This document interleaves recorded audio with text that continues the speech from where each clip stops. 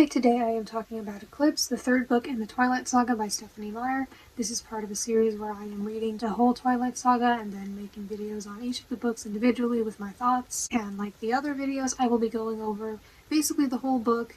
I have a lot of things throughout the book I want to comment on, so this video will contain spoilers. So in a way, the first two books in the saga kind of felt like an introduction. The first one focused a lot on the introduction of Edward and Bella's relationship with him, and the second book had a big focus on Jacob. This one, now we've gotten all those introductions out of the way, and so there's a big focus on both Edward and Jacob and their relationship with Bella, and the love triangle is at its peak in this one. Now, although I enjoyed the first two books overall, I gave them both 4 stars, I definitely did have a lot of complaints about New Moon, but I'm happy to say that I enjoyed this book a lot more, and I think that this one might be my favorite in the series. I haven't read Breaking Dawn yet, but when it came to the movies, Eclipse was my favorite, so I was really excited to read this one, and so far it is my favorite of the books as well. So in this one, Bella's last year of high school is coming to an end, and I guess you could say Edward's as well, although he's been through high school many times, but he is in the same graduating class as her. Bella and Edward are back together after everything that happened in New Moon. Bella and Jacob aren't on the best terms at the start of the book after he told her dad that she was riding motorcycles when she wasn't supposed to be, and there's also some jealousy, and there's the fact that Bella wants to become a vampire and join Edward's family, but Edward doesn't really want that for her, at least not right now, and he's trying to get her to agree to marry him, but she's not ready for that. Meanwhile, there's stuff with Jacob going on, and he's jealous of Edward, and there's also the threat of the Volturi, and Victoria's still out there and she still wants to kill Bella. There's definitely a lot going on in Bella's life right now. All the while, Bella is conflicted because she wants to become a vampire and join Edward's family, but she also is like, what is she going to do? She has to leave behind her friends from school and her dad, and she's trying to figure all that out. Plus there's drama with Jacob, as we'll get to. And I read a few other books before getting back to this series, but it felt really good to get back to it. I was definitely looking forward to it, and I'm glad that I've read this because, like I said, I really enjoyed this one. Now, I said that of the movies I liked Eclipse the most, but something I wanted to add is it was nice, actually, watching the movies before reading the books, because then with reading the books, it's like I get to see all this extra stuff, all these things that are basically like deleted scenes, and there's no limit to how long the books can be. Compared to movies, they gotta be compressed to a certain amount of time. So it's nice to just see everything, the full depth of all the conversations and relationships and everything within this book. And you get to see more of Bella's relationships, so I can understand if someone who's just seen the movies assumes that Bella just does not care about the other people in her life, such as her friends from school. After reading this, I definitely see her a little differently and realize that it didn't really feel to me, now I haven't read Breaking Dawn yet, but it didn't feel like she just left everyone and just abandoned them. We do get to see her thoughts because it's in first person, so we get to see her thoughts directly, and a lot of them because this book is a bit large. We get to see how she feels. The movies had maybe like a few pieces of inner monologue, but not nearly as much, of course, and so getting to actually see from her perspective really helped. And there are a few backstories and stories within this book, and so you get to see it all. None of it is taken out, and so you get to hear the full lore and details and all those things. And I think this book further continues my idea that I do think that this is not bad writing. A lot of people think that it's just terribly written, but I think it's good. I do think the content itself is not for everyone. For me personally, I like it, and there are a lot of little things I like about it, but for some people, they're just not the target audience, or even if they are and they don't like it, that's okay too, because everyone has their tastes. But I do think that this series, this world, is very intricately designed, as is expanded upon in this book, because you've got the vampires and you've got the wolves. At this point, Bella is now aware of the existence of both of them. They've got like a history to them, especially with the wolves, and there's just so much to it. And I think that it's, like I said, very intricately designed, and there is a lot to the history. Like, I don't think that this series is perfect. I do have some complaints about it, and I had a lot of complaints about New Moon, but I still enjoyed it overall. And I do have maybe not a whole lot of complaints about this, if you could call them complaints, but I still will be honest and say if there was anything about it that I disliked. But overall, I do think that it is a good story, and I personally don't mind the way that it's written, and I think it's well written, but that's just my opinion. But yeah, I think that it's pretty good. So now I have a lot more notes about the book that I want to share. For one of the many reasons why I like the series and think it's good is because, well, I have found Bella relatable at times, particularly her feelings about school and how she is not looking forward to graduating and becoming an adult and getting older. I think that those are themes that a lot of people can resonate with, even if they are not currently in that point of their lives anymore, like I'm not, but I can still remember how it felt. And I think that that is realistic and relatable, not for everyone, but definitely for some people. There are a few different fonts and formats in this book, not a whole lot, but I thought that was cool. Like, it starts with notes between Bella and Jacob, and I like seeing their different handwritings, and at least once there was a newspaper article, and those are little things, but something I wrote down that I wanted to mention because I think that that's cool, especially with the handwriting thing, getting to see their individual handwriting. I know there's some from Edward as well. I think that in this book, Bella seems a little more sensible, aware, responsible, and mature, especially compared to the last book. She had a lot of reckless behavior and was just making not so smart decisions, in my opinion. But here she seems to reflect on some of her past behavior and recognizes that it wasn't good, which I appreciate. And between Edward and Jacob and the whole love triangle thing, I feel like I understand both their perspectives, which can make it really interesting to read because I'm not like fully on just one side, and I think I understand how both of them feel. Like, yeah, I understand how Bella might be safer with Jacob or ultimately happier, but she ultimately wants Edward, and it's complicated, but I think I understand both of it, and that makes it interesting because then I can sympathize with both of them instead of like hating one, which I don't hate either of them. So I understand both Edward and Jacob's perspectives and concerns. And I think it's nice to see more of the friendship between Bella and Jacob, and something I like, and this is about her relationship with Edward, which I'll get more into. I have more to say about that later, but that's definitely a big focus of the book because it is primarily about their relationship. The whole series is. Something I like about it is that she is willing to disagree with Edward and not always go with what he wants, which I think is good because before, it kind of seemed like she just made all her decisions and opinions based on him and what he wanted. But here you can see, at least with Jacob, she is willing to go against what Edward says and do what she wants to do or what she feels is right, which is good because you can see that she's thinking for herself and that she still has her own morals and opinions and that she's still making her own decisions. In my notes, I wrote some of Jacob's remarks are so entertaining. I'm not sure what exactly those were, but I did write that down, so there's that. These books definitely have a lot of dialogue, which is part of why they don't feel like they take super long to read, at least for me, and I do find a lot of the dialogue pretty entertaining. Yeah, like I said, it definitely does not feel to me like Bella just doesn't care about her other friends and that she just leaves them after high school. Because here you can actually see a little more of them, and I understand why these things weren't in the movie because they weren't the main things, and a lot of them were just regular human things. Of course, the movie wants to focus on whenever the big things are happening and all the drama. For example, there's a scene where she's hanging out with Angela and she's working on her graduation invites, and her thoughts go over how she feels about this, how she enjoys Angela compared to some other people like Jessica, and how she will miss her and like what's she going to do afterwards. And so we do get to see that. Maybe not so much in the movie. I don't remember that scene in the movie. I don't think it was in there. I don't know. I've only seen the movies once as of right now. But yeah, I really liked that scene because it was nice to see that she is in a lot of ways a normal human with normal human friends. And she does feel kind of bad about the fact that she feels she will have to leave them because she can't be a vampire and exist in their world. You can see that Bella really does care about Angela and she does like her. Another thing I like about this series is, again, about the writing. I don't feel like it's really basic. There are definitely a lot of words I don't know. I feel like the vocabulary is not basic. And so that's good as well. Teach you some new, bigger words. But yeah, like I said with understanding, there are just so many situations and things in this series and in this book in particular where it's like, I may have certain feelings about something, but at the same time I understand it. And so I think that just makes it more compelling. I think that Bella is a lot more likable and normal in this book. She's more reasonable, and that's good as she is getting older and about to be an adult. And related to what I said earlier about how Bella doesn't always just agree with Edward and does whatever he wants, I think that shows a lot of bravery and courage on her part, especially because sometimes Edward is a bit, like, really aggressive or angry about how he feels about things, or may even, like, command or tell her not to do something. But she still stands up for what she believes in, and that's really good. She'll do it even if she knows that what she will do or say will upset Edward.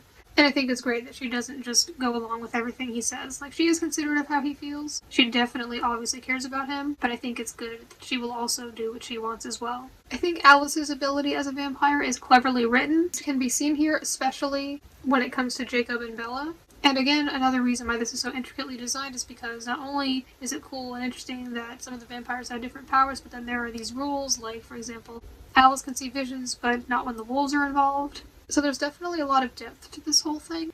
While I have watched the whole series, in this book I could still start to really feel the danger in this one because there's just so many people or groups that are after her, and it actually did feel a little scary for once. I mean, maybe it did a little bit before, but like I can feel her fear. I think that's written well. And sometimes in reviews I hear people say things like nothing happens until the last like 100 pages. I don't know about for Breaking Dawn, but for like these first 3 books, and I feel like I disagree. I mean, yeah, I kind of get it. There is a lot of regular stuff, and then there may be some action or some kind of fight or something at the end. But this is primarily romance, not action or adventure. And so it is very character based and very character and relationship driven. And so there's going to be a lot of that. And I don't think that the plots with Victoria and the Volturi are the main plots anyway. They're kind of just there. The main plot and point of this book is Bella's relationship with Edward and Jacob, especially in this one. So there is a lot that happens. It may just not be what you find entertaining. More about Bella and Edward's relationship, some more things I liked is I think it was great that Edward was willing to be open-minded and change his perspective on the werewolves, because before he really disliked them. But seeing how much Jacob means to Bella, he was willing to actually change his opinion, and it's possible that he had this strong opinion for a long time, but yet he was still willing to be open-minded, which I thought was great. And I think that he eventually becomes less controlling of Bella and just lets her do what she wants, despite how afraid he is for her. I think that there are a lot of good things in their relationship in this book. I think there's a lot of growth in their relationship, and I think that some things in here are actually really healthy. Like there's another thing. For one, I think some of the communication is really healthy. Like there's one point where Bella and Edward are disagreeing on something, and Edward offers her his perspective and how he views it, which I think is really good. That's something that I can do sometimes too, and not just in romantic situations, but with anyone. I think that's really good to, instead of yelling or arguing, just calmly ask, can I tell you how I view this and how it feels for me? And there were definitely a lot of things in New Moon that I thought were not a good example, especially for younger readers to be reading now. I'm sure a lot of them knew that, but not all of them, because they can be really impressionable. So that was a little concerning to me. But here I thought that was a good example of how to treat people, especially your partner. And so I really liked that. Seeing that part of their communication, that can definitely be a good example of how to talk to someone, or how a man should talk to you. So as for the romance itself in this book, I would say I enjoyed it. In the first book it seemed kind of random, like there was something missing. But at this point I've just accepted it, and I did enjoy it more in this book. Like I actually enjoyed it. Especially seeing that growth that Bella and Edward had with each other, and seeing them be more mature, especially on Edward's part. I mean, he's over 100 years old, he may as well be mature, but I did hear some people say that he's basically trapped in the brain of a 17-year-old, so that would make sense. But I think he's had a lot of time to learn. There are 2 examples on page 346 that I really like. Here, Bella and Edward are having a conversation, and Edward tells her to not apologize and to never be afraid to tell him how she feels, which I think is really good. And also, they talk about compromising, which is just something that you have to do sometimes. And I think that just the way he speaks to her in this book is really mature, perhaps more so than he was before, and I just think that they're good examples. I think that the love triangle, like I said, it's at its peak in this book and is definitely very strong. Personally, I enjoyed it. I know not everyone's a fan of love triangles, but I think that while it's not something that everyone can relate to, the fact that Bella has feelings for Jacob makes sense. Like Edward, it actually felt like it made less sense, although it does kind of go into this, which I'll get into. But with Jacob, it absolutely makes sense that she would have feelings for him. I mean, he was there for her during a hard time, and he was basically her refuge, so of course she does have some feelings for him that she doesn't really want to have, but can't help but have. And definitely, both Edward and Jacob have their own problems, and being with either of them could be potentially dangerous in some ways. And so I understand Bella's confusion and frustration as she tries to decide between the 2 of them, because either way, there will be some good but some bad. And I think that the tent scene was indeed very enjoyable and clever.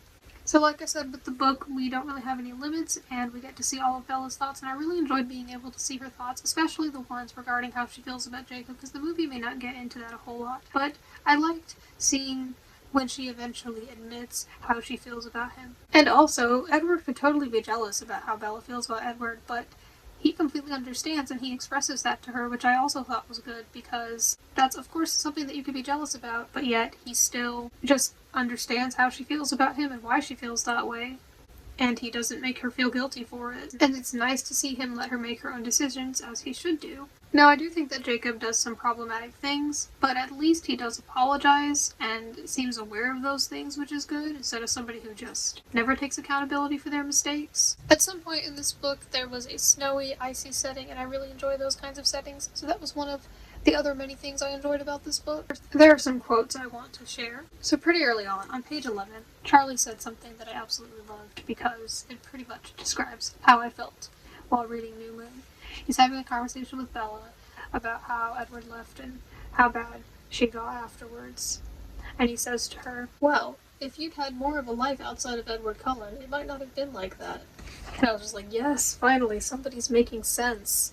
Like, someone had to say that to her. I'm very glad that he did. I was like, yes, Charlie, this is why people say they're Team Charlie, because you are making sense. You are saying what she needs to hear. Because that's how I felt. He basically said you don't have a life outside of him, which is just, I was like, wow, that's intense, but he's kind of right. On page 42, Bella's thoughts say, "My imagination was sadly out of control. I'd taken a perfectly normal afternoon and twisted it until it looked like Edward was going out of his way to keep things from me. I needed therapy." See, like I said, she's a lot more aware in this book. She doesn't think there's just nothing wrong with her. She realizes that she gets a bit anxious, upset, whatever you want to call it, and definitely it's good that she's so aware of these things. But at the same time, I think her anxious feelings, some of them at least, are very normal and common, and I do find her relatable in a lot of ways. But yes, it's nice to hear her say or think things like that, because I definitely agree she could use some help. And there's nothing wrong with that, of course. I don't think therapy's only for, like, people that are as bad as her, or however you want to put it. Anybody could benefit from it. I'm just saying it's very nice to see her be self-aware. Now here in chapter 4, Bella and Jacob were having a pretty interesting conversation that I'm glad they had, where Edward's basically asking her, like, what does she like about Jacob? And he's basically implying that she only likes him for his good looks or his money. And she actually does give an explanation, because like I said in the first book, it felt like it kind of just happened, or that it was just based on physical attraction, which definitely does happen, but if you want me to be, like, invested in a love story, then that's not really going to do it for me. So it's nice to see her directly say, and not just think this, but say it to someone else, why she feels the way she feels about Edward, because it kind of just felt like they just met each other, were interested in each other, and then got together and were really in love with each other. Like I said, it felt like something was missing. But here, she says, "I love him, not because he's beautiful or because he's rich. I'd much rather he weren't either one. It would even out the gap between us just a little bit, because he'd still be the most loving and unselfish and brilliant and decent person I've ever met. Of course I love him. How hard is that to understand?" Okay, so she does use some other adjectives, and she does actually give some reasons regarding his personality and not just his looks, or, yes, his money as well. So I thought that was good. I thought that was interesting. I'm glad that that conversation was in there and that we went over that, and that somebody, in this case Jacob, addressed that, because I was wondering the same thing. Some more things I liked about this book. We go into the backstories of both Rosalie and Jasper, and those were very interesting. And I like how there are other couples in the series, adding on to the fact that this is in the romance genre. Of course, it doesn't have a big focus on those other couples, but it's cool that they're there. You know, you've got Carlisle and Esme, you've got Rosalie and Emmett, and you've got Alice and Jasper. There may be more of a focus on them in Breaking Dawn, because I haven't read it yet, but I do think it's nice how there are the other couples as well. And the whole Cullen family is basically just someone with their partner. And I think it was done really well how Bella already has concerns about being a vampire, but then there are the killings going on in Seattle, and so that just makes her even more anxious and unsure about it. And it's really coming closer to the time that Bella will be changed. Well, me knowing how things go, it actually is quite a while longer, but it feels that way, at least in this book, because you don't know yet when exactly it happens. And you see her anticipating it, but also feeling anxious about it, which is completely realistic instead of just having one set feeling about it. And I felt like the situation of her graduating and being closer to being turned into a vampire was like something where you're aware of it and you know it will happen soon, and you can think it, but then the time comes closer and it starts to feel more real and everything comes crashing down with a sense of dread and anticipation. Which I think I can't relate to that specific situation, but I do think that that feeling is realistic and relatable. And at least I know I felt this way. You feel bad for people like Charlie and Jacob, knowing what's going to happen when they don't. Again, that's something I like about reading, is I know, like, the full story, and I know things that the other characters don't know, and that's kind of cool. Or in this case, kind of sad. But with the situation that Bella is in, it's complicated, and with what she's chosen, it's, like, inescapable. Just not everyone can be made happy, which again is something that's realistic. And I think it was exciting as the reader to feel us getting closer to that point. Plot-wise, I liked this one more than the first two books. Everything feels more established already. Like I said, we focused on just Bella with Edward. We focused on just Bella with Jacob. She knows that Edward's a vampire. She knows Jacob's a wolf. So I think now that the first two books got that out of the way, that makes the third book a good installment.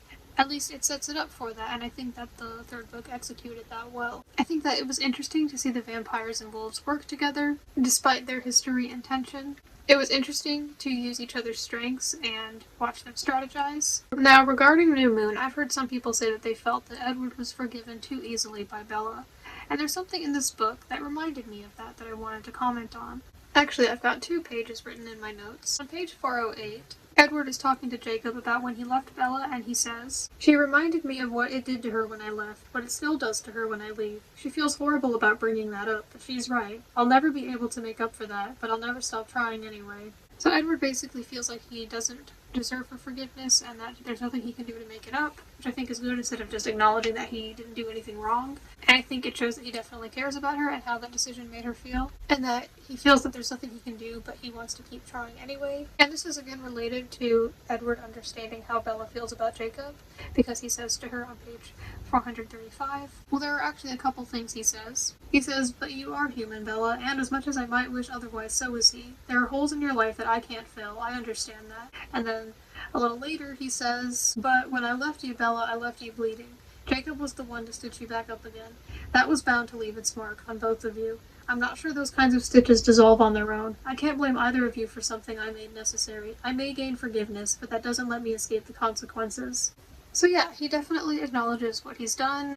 So that reminded me a bit of when people say that Bella forgave Edward too easily. I like how throughout this series there are references and parallels to other books and poems, such as the Bible, Romeo and Juliet, the poem Fire and Ice, and Wuthering Heights. That one is especially prevalent in this one, and I really like the connection between the two, how Bella was comparing characters in that book to what's going on in her current life, and it's an example of how sometimes things that we read in books or see in other pieces of media are things that are relatable, things that help us realize that we are not the only ones going through that situation.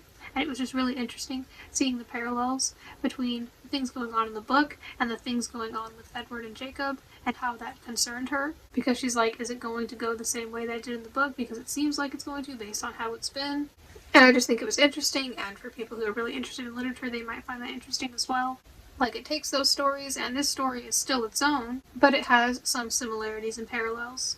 I enjoyed the tension between Edward and Jacob. I thought it was really interesting to read, and I like how there were parallels to books like Romeo and Juliet and Wuthering Heights to represent that. I've decided to read The Short Second Life of Bree Tanner after reading Eclipse because it's basically considered 3.5, and you do get to see a bit of Bree in this book, but you pretty much just see the end of her life through Bella's perspective. So I will be doing a review on The Short Second Life of Bree Tanner as well, but here it was interesting to see this character that seems rather insignificant, knowing that you can read more of her story if you want.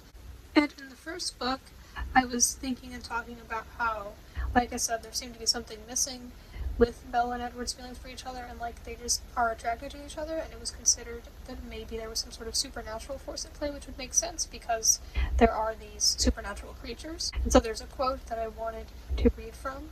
So this is on page 489. Bella and Jacob are having a conversation, and I feel like I say that every time I want to bring up a quote, like, this person are having a conversation, but that is a lot of this book. There are a lot of conversations, but that's something I enjoy about it. I enjoy the conversations. As I've gone over, I enjoy dialogue, but I can enjoy the other things as well. So anyway, Jacob said something to Bella that I thought was really interesting, and I really liked the way that it was put.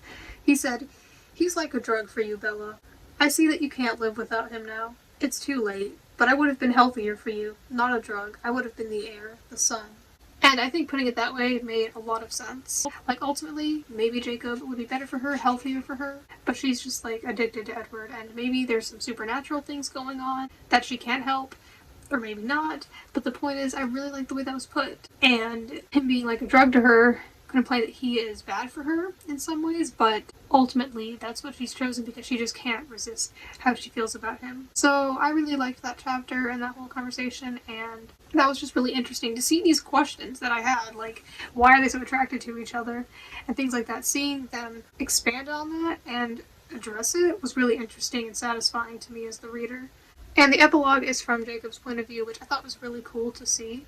So overall, I really enjoyed this one. I liked the first two, but I enjoyed this one even more. It was just pretty enjoyable to me, and so far my ratings of the books are matching up with my ratings of the movies. I gave the first two books and movies both 4 stars, and this book I gave 5 stars as well. I certainly did not think it was as flawed as New Moon, because I think that's just the point of the story where we're at, and I personally really enjoyed it. I'm really excited to read the rest. And again, I know that Twilight is not everyone's thing, but I personally enjoy it, but I'm also glad that I am able to recognize and acknowledge the flaws that it may have. But overall, I think that it's good. I really enjoyed the romance in this book. I think there were a lot of healthy things about it. I thought that the story was really interesting. I liked seeing the relationships and just everything going on. I think it was all tied in together really well.